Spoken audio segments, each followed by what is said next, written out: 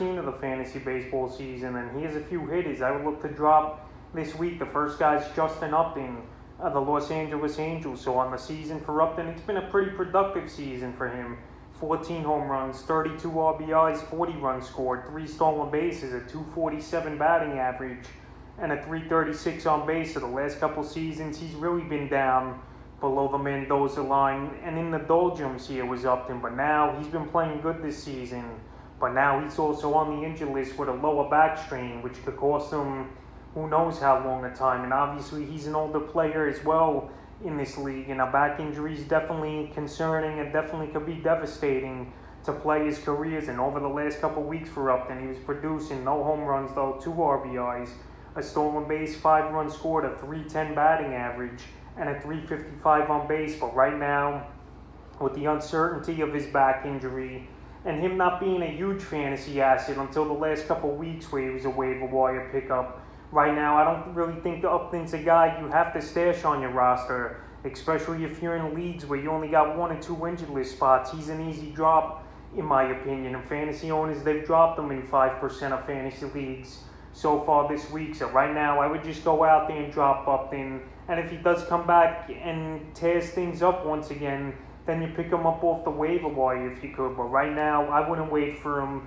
And right now, there's really no timetable for his return, so he's the first drop. The second hit is Jonathan Villar of the New York Mets. So Villar, he was a pretty decent fantasy asset, but another guy who went on the injured list here for the Mets, and now they're getting players back. We've seen Jeff McNeil return the last couple games. We're seeing J.D. Davis on a rehab assignment returning, and also Michael Conforto returning as well. So right now, Villar, it looks like he was going to be the odd man out anyway here, and with these guys returning. On the season for Villar, 6 home runs, 15 RBIs, 8 stolen bases, 29 runs scored, a 246 batting average, and a 333 on base percentage. But the last couple weeks before he went on the injured list, 4 runs scored, no homers, no RBIs, a stolen base, a 200 batting average, and a 314 on base. Of Villar, he's been dropped in 12% of fantasy leagues ever since he went on the injured list on Friday with the calf injury. And right now,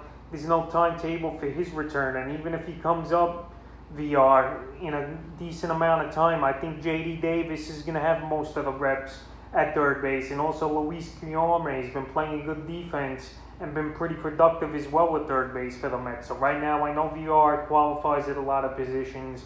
I know he's been a pretty decent fantasy player this season, but right now with the injury and guys returning from this Met roster, I think he's an easy drop this week. The next hit is Jeff McNeil, his teammate of the New York Mets. So McNeil, he was on the injured list for about a month a few weeks ago. He came off, though, with a hamstring injury.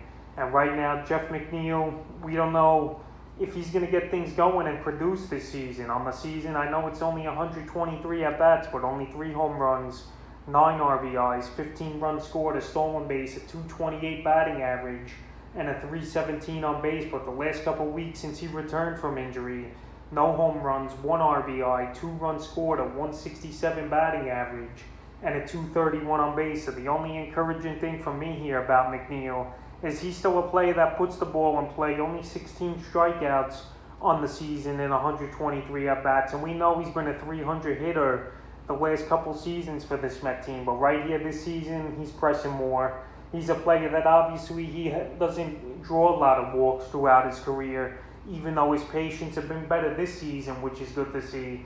But he's a lot of a first ball swinger as well, is McNeil, throughout his career. But the last couple games for him, June 21st versus Atlanta, 1 for 4 with a run. June 22nd versus Atlanta, 0 for 3. June 23rd versus Atlanta, 3 for 5 with an RBI and a run. June 25th versus Philly in a doubleheader, 0 for 7. June 26th versus Philly, 0 for 1. And then versus Philly, June 27th, 0 for 4. So right now, he's mightily struggling. And he's in a bad slump here, is McNeil, with only 4 hits in his last 7 games here. So right now, he's not hitting the baseball. He's not getting on base. And I know in deeper leagues, you're probably not going to drop him. But 10 and 12 team leagues, I think he's worth a drop this week here.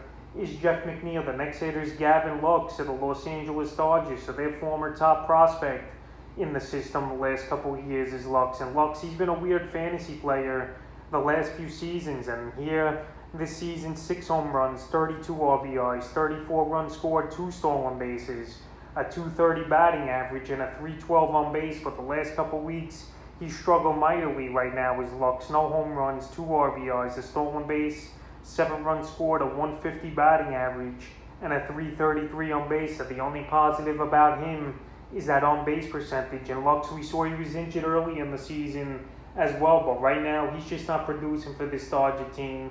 And right now I think he's an easy drop this week. He's been dropped in 3% of fantasy leagues so far this week, but he's still owned in 57% of leagues. So the last few games here for Lux: June 22nd at San Diego, 0-2. June 23rd at San Diego, 0-3. June 24th versus the Cubs, 0-1. June 25th versus the Cubs, 0-3 with a run and an RBI. June 26th versus the Cubs, 0-4. And June 27th versus the Cubs, 1-3 with a run and a stolen base. So right here, Gavin Lux, he's only got 1 hit now since June 20th. So he's in a huge slump. He's not producing. He's not hitting the baseball. The only thing he really is doing here for fantasy owners is drawing walks. But besides that, he's not doing anything else. And right now, I think he's an easy drop, even though I know second base is a weak fantasy position this season. And the fifth and final hitter I will look to drop this week's Eric Hosmer of the San Diego Padres. So Hosmer, a few seasons ago, we know he signed a big deal with San Diego after leaving the Royals, but he just hasn't been the same, in my opinion, like he was on Kansas City. And so far this season, 6 home runs, 36 RBIs, 4 stolen bases, 23 runs scored, 249 batting average, and a 306 on base. But the last couple weeks here for Hosmer, 1 home run, 3 RBIs, 3 runs scored, 205 batting average, and a 239 on base percentage here for Hosmer. So Hosmer, he's still owned in 67% of fantasy leagues, but he's been dropped in 2% so far this week in the last few games for him. June 21st versus the Dodgers, 1-2.